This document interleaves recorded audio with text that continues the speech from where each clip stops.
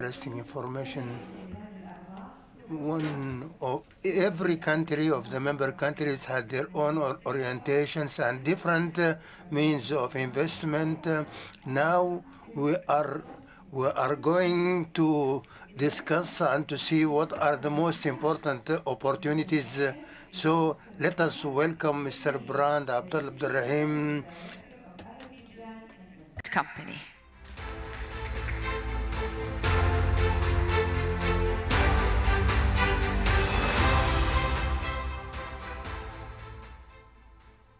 Ladies and gentlemen, it's my pleasure to be here to present my country and the company I represent. My presentation will be in the two parts. First, I will dedicate to Azerbaijan Investment Company, and the second part of my presentation will be the business environment in my country. So we are Azerbaijan Investment Company is the 100% state-owned company established back in 2006. And now we are in our 18th years of operation. Our main goal is to support the development of the non-oil sector of the economy and facilitating economic diversification. And our company is governed by the Supervisory Board led by the Minister of Economy. Our mission is very simple. We participate in competitive and value-added projects oriented on export, and we welcome both brownfield and greenfield projects, and we are investing in the projects in capital equity with minority shareholder up to 30%, and with certain period of investment participation. It usually lasts between 5 and 7 years, and with the maximum capital investment amount of 25 million, which is subject to increase depending on the project strategic value to the economy. There are some advantages of investing with us, which we bring the unique financial solutions. We have very best business practices that allows us to give our partners, and we have very excellent coordination with state agencies that accelerates the investment process. And of course, we are committed to the success of the project, and which means that we share all the associated risks with our partners. Here are the potential sectors that we are interested to cooperate with partners. These are the green energy, food processing, logistics, pharmaceuticals, textile, heavy industry, construction materials, machineries, and of course, establishing cooperation with us is very simple, starting from identifying projects, goes all the following steps and ends with the signing of the shareholder agreement, establishing JV, followed by the growing business. These are some examples of our portfolio companies with various industries, touching on various industries, pharmaceuticals, logistics, food processing, heavy industry, and others. By doing so, and we are also growing our pipeline, and again you see that they are also very diversified, and currently we have 4 green projects that we give the high priorities nowadays in our investments. And now I will give you some brief information about what is the business environment in Azerbaijan, why to invest to Azerbaijan. Of course, the first number, the important thing is our strategic location. As you see from the map that Azerbaijan lays on between the east and west, north and east, and we have more than 15 free trade agreements with CIS countries and a preferential agreement with Turkey, which gives the manufacturers, business society to export their products without custom duties that gives them the price versus the competitiveness. And this strategic location is not the all, and to support this chance, our government put a lot of effort to strengthen its infrastructure, transport infrastructure. We have more than 20,000 kilometers of roads and highways, 8 new international airports, including in the liberated areas of Azerbaijan. Baku-Tbilisi-Kars Railroad, we call it Iron Silkway, Baku International Sea Trade Port. All these enables the businesses to save time and money in transporting their goods from one part of the world to the other part. And this is the snapshot of the corridor that you can see, that the corridors, transport corridors that goes through Azerbaijan. And also government give the certain incentive packages to investors. We have industrial parks, we have economic zones where the government gives the tax benefits, custom benefits, holidays, and already plug-and-play system infrastructure. And also the investing in Azerbaijan, the investors can get benefit of and they don't have any the profit, no limits on profit repatriation, minimum limitation of ownership structure, no restriction on capital movement, and others. And these industrial parks and economic zones are only apply for dedicated zones. Besides this, we have also investment promotion documents that apply to the whole country where the similar investor incentives packages apply. And besides the infrastructure, government also provides some state financing mechanisms. For example, in agriculture sector, there is an agricultural subsidy on equipment. The government provides soft loans, credit guarantees, and many other financial support mechanisms. And in the last, my presentation, I would like to give a bit the brief information on our recent glorious and victorious history that we liberated our country from occupation of 30 years, where the government has put a lot of efforts to revive those areas and ask and invite the investors to participate in this honorable journey. And in doing so, the government give the very broad incentive packages, starting from the tax, customs, social insurance incentives, concessional utility services, additional financial support, access to the financial resources, and other the incentive packages. Thank you very much.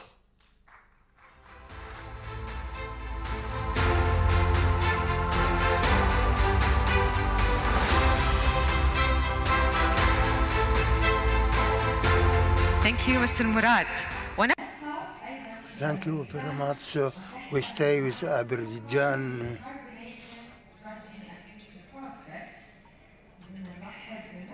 We would like to welcome Mr. Mustafa. Department, the State Oil.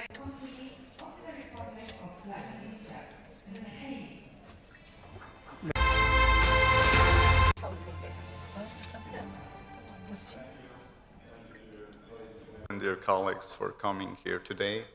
And I want to also thank my colleague for a very nice presentation about Azerbaijan, overview of Azerbaijan investment environment. My presentation is kind of a continuation of my colleague's presentation, but it's more tailored. It's about SOCAR's decarbonization projects and future prospects.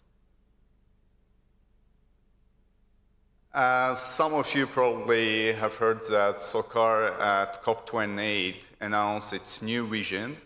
We're aiming to transform from being an oil and gas company into a national energy company. And by 2035, we're expecting to diversify our portfolio from mostly hydrocarbon businesses into low carbon businesses. And what's most importantly, we are expecting to be, in terms of our emission profile, to be on par with global energy leaders. And by 2050, we're aiming to become net zero company. In here, you can see our journey to achieving our objective of becoming net zero company by 2050. But additionally, you can see our midterm objectives. By 2030, we're expecting to achieve zero routine flaring and reduce our corporate intensity in upstream by 30%. By 2035, we're expecting to reduce our absolute emissions by 20% and achieve zero methane emissions. And as I said, by 2050, we're expecting to become net zero company. How we're going to achieve this objective? Of course, there's three main directions that we're planning to take. Number one is to decarbonize our core. We have launched a large-scale decarbonization program within SOCAR Group. We have undergone through organizational structural changes. And thirdly, SOCAR is heavily investing into low-carbon businesses. For your information, we have established SOCAR Green LLC, which will be closely working with international partners on low-carbon businesses. These are the directions that, in terms of decarbonization, SOCAR is mostly interested. You can see on the screen, these are carbon capture utilization, storage technologies, energy efficiency, production of biogas. We have also introduced large-scale methane reduction program and offsetting program as well.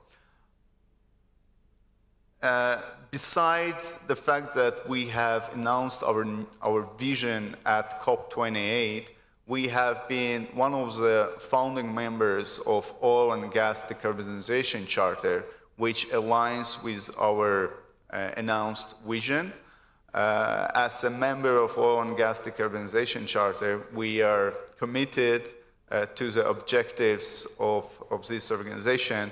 And last month, we have been also elected as members of Signatory Committee, where we are closely working with our partners in ensuring that the companies which have joined OGDC will achieve the announced objectives in a smoothly and robust manner.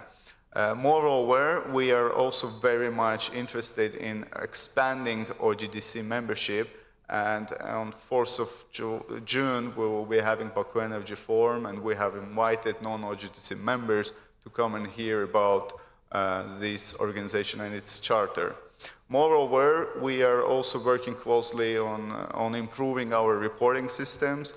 We're planning to join OGMP 2.0 and ensure that SOCAR's reporting system is totally meets the international standards, the industry standards, and we're working on that before we join it, we'll be on a high level in terms of reporting.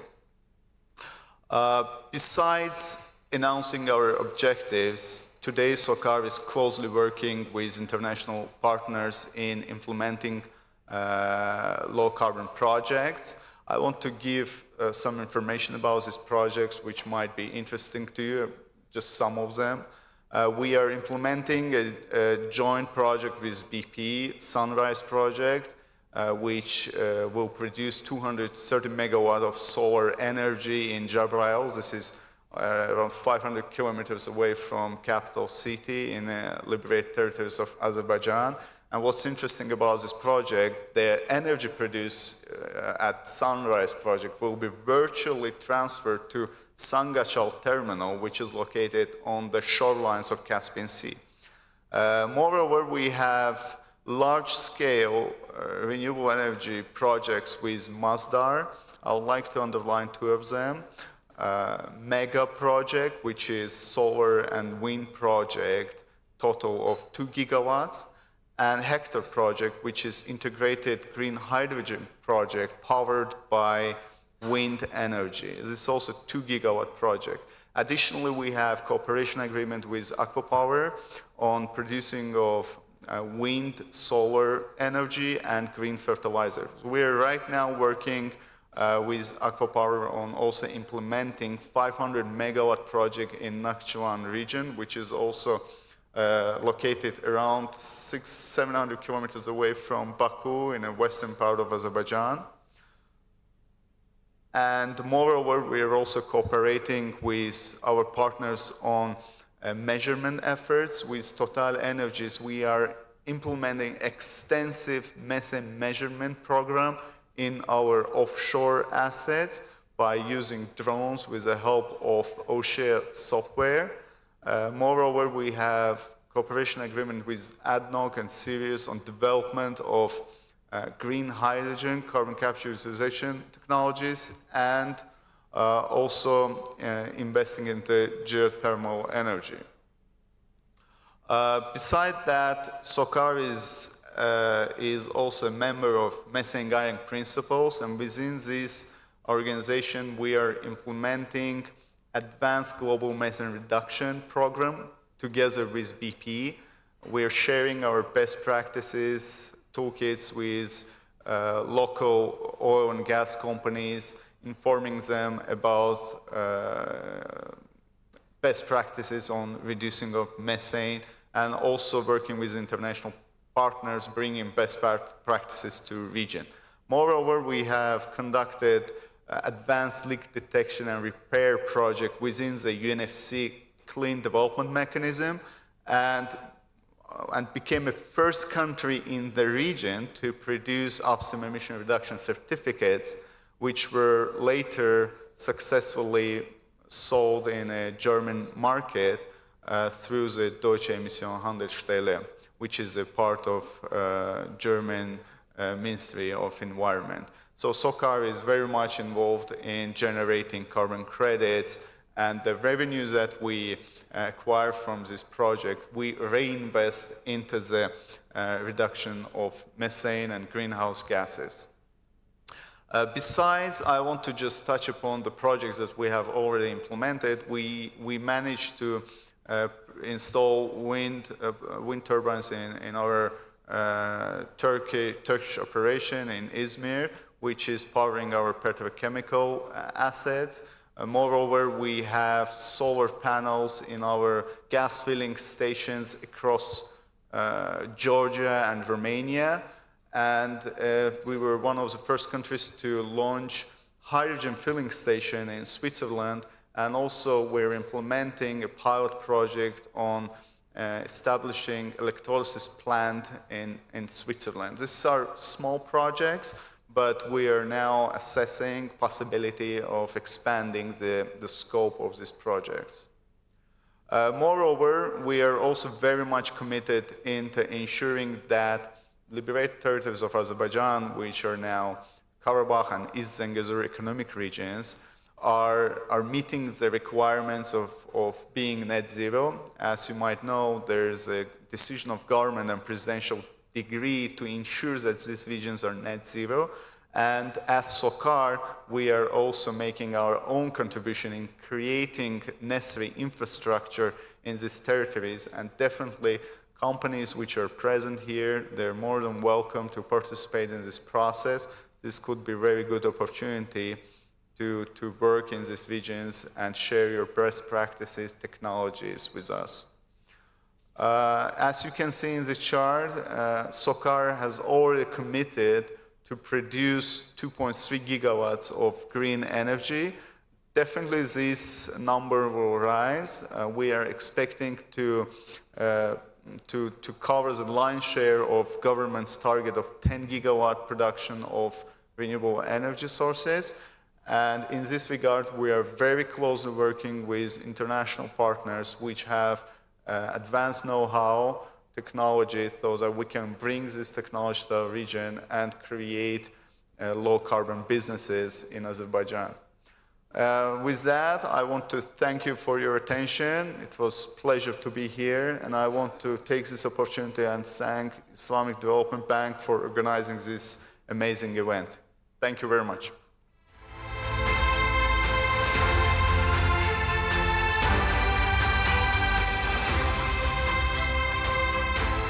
Thank you very much, Mr. Gurban Lee. والآن السيدات. Ladies and gentlemen, honorable attendees, it is our pleasure to invite the Minister of Finance from Mauritania, Mr. Albani. He is going to make an introduction for the Mauritanian portfolio.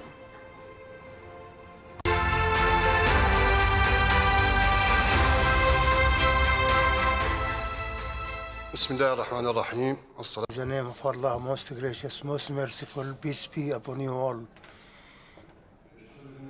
I have the honor and to communicate to you the interest of our country, Mauritania, with regard to the strategy of investments.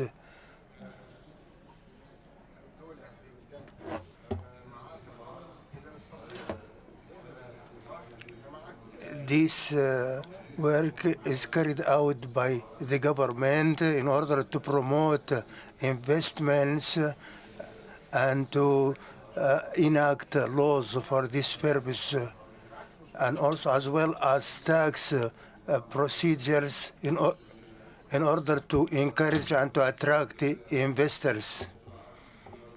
So Mauritania is working in different investment sectors in the respect of agriculture, minerals, infrastructure, and so you are all invited to invest in our country. So we have a very promising opportunities in our country. So still there are investment opportunities for all the investors. So you are kindly requested to invest in our country. Thank you for your kind attention.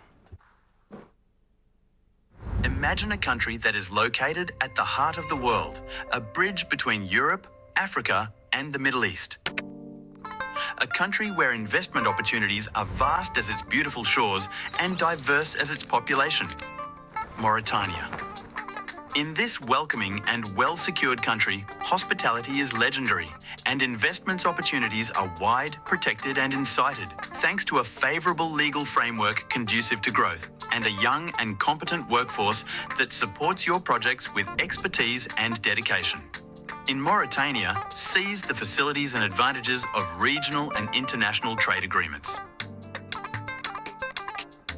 Explore the endless opportunities in agriculture sector where you are offered an immense potential with over 513,000 hectares of fertile land spreading across various regions. With more than 30 million heads, breeding sector offers abundant products of milk, red meat and poultry. On the Atlantic Ocean, our fishing coasts offer an annual catch capacity of 1.8 million and more than 600 types of species. Spreading over 700,000 square kilometres sun and wind combine to offer more than 4,000 gigawatts of renewable energy, ready to accommodate the future plants of production. Beneath our feet, rich soil is home to 900 mineral resource indices, providing essential substances for modern industry. The subsoil is also full of resources, with 2 basins, onshore and offshore, offering a gas potential of 100 TCF. Looking to the future, millions of tons of green hydrogen will be exported each year, thanks to the renewable and water resources available to the country. Finally, tourism in Mauritania is a winning card, a destination rich in landscapes, culture and discoveries, ready to be explored. Ready to seize these opportunities? The Investment Promotion Agency of Mauritania is the single window for investment, dedicated to supporting you every step of the way. Contact us today to turn your vision into reality. Mauritania welcomes you with open arms.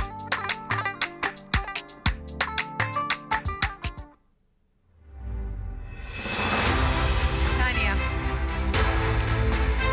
شكرا جزيلا. Thank you very much, Your Excellency.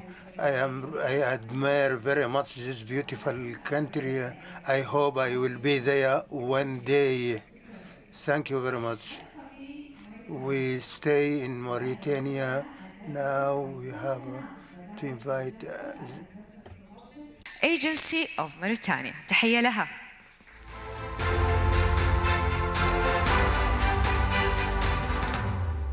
Bismillah ar-Rahman ar-Rahim. Thank you, Your Excellency. Thank you, distinguished guests. It's my pleasure to be here today to do a quick presentation on why you should come and also invest in Mauritania. So we wanted to summarize it more on a video so that it is more appealing to you. So I will be very brief in my presentation as everything was showed earlier. So for those of you who've never been and never heard of, Mauritania is the Islamic Republic of Mauritania, located in northwest Africa, with the capital city of Nouakchott. We have a large country, but relatively small in population. So it's a country that has that is on an upward trending slope, if I may say. With those are the current economic insights of the country. We are currently undergoing a couple of reforms in order, first of all, to stabilize the macroeconomic indicators of the country. For us, it was an important element to start on in order to have a more favorable business environment. So the message that I will be passing along this morning is really summarized by 3 or 4 more important points. It's a message of openness. Mauritania is open for business. The president has made support for the private sector one of his main priorities, which is clearly expressed in his commitments, and also the promotion of even better and better exploited productive sectors. As you've seen in the presentation, we put, before talking about the investment framework, Mauritania is well located. We like to think of it as not necessarily the center of the world, but at a crossroad. So it's a gateway to major markets.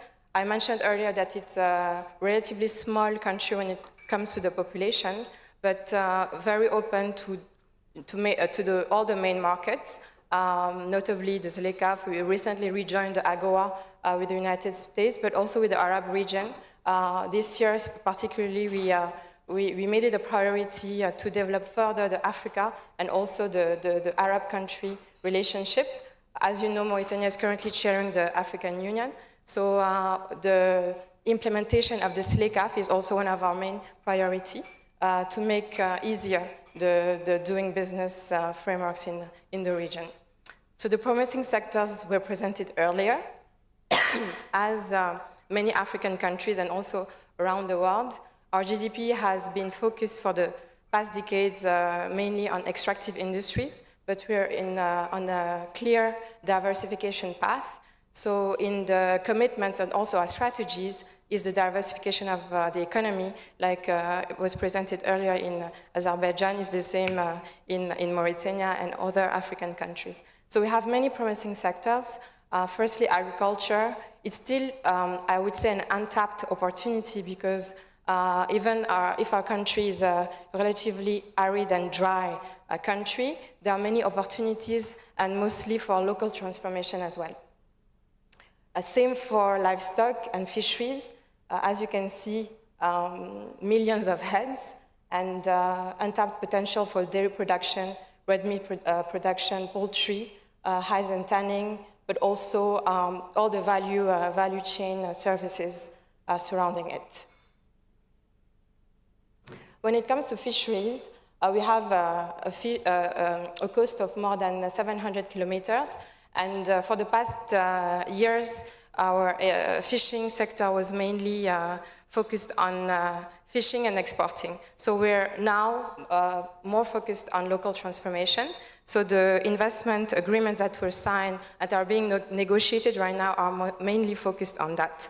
Local transformation and more value creation on the ground.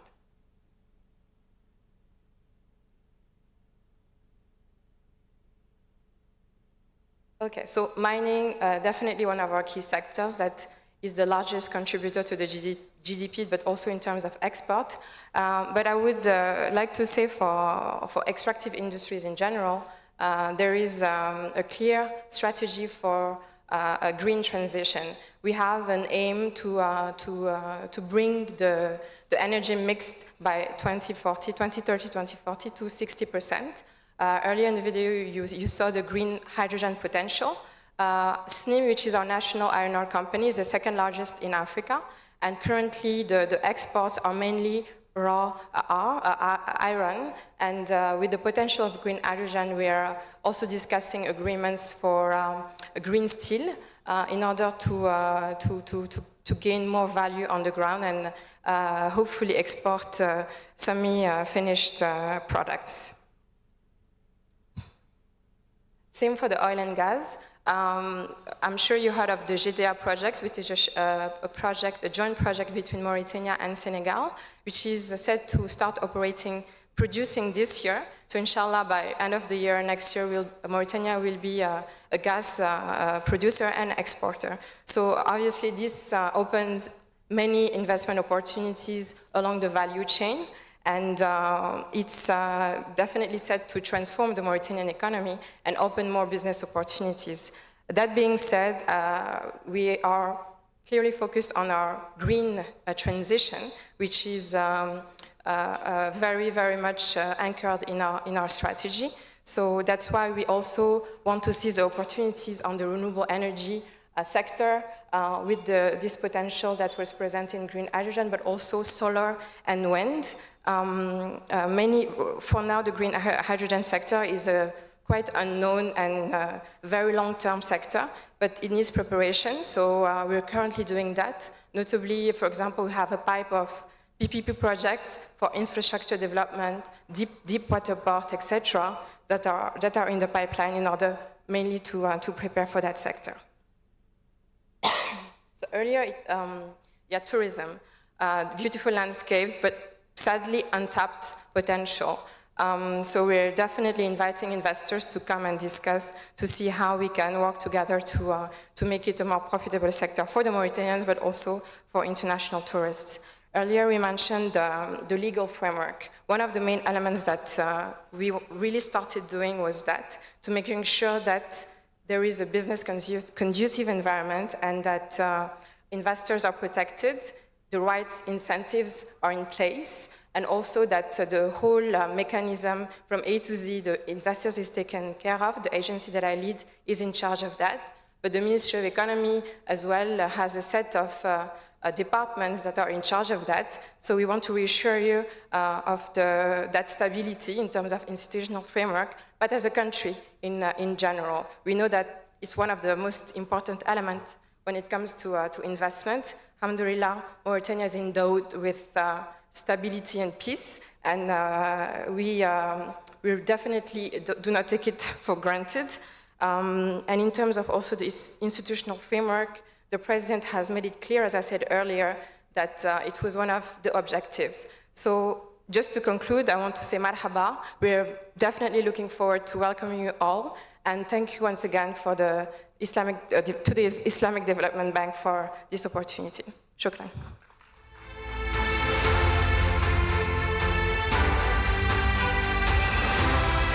شكرا لمسلم على هذا البرزنتيشن الرائع. Thank you for this excellent presentation. All the countries, Abidjan and Mauritania, are sharing with us these very interesting investment opportunities. We are going to have a very short break and we'll resume later. A green hydrogen financing, challenges and opportunities. So we will see you shortly at 12:30.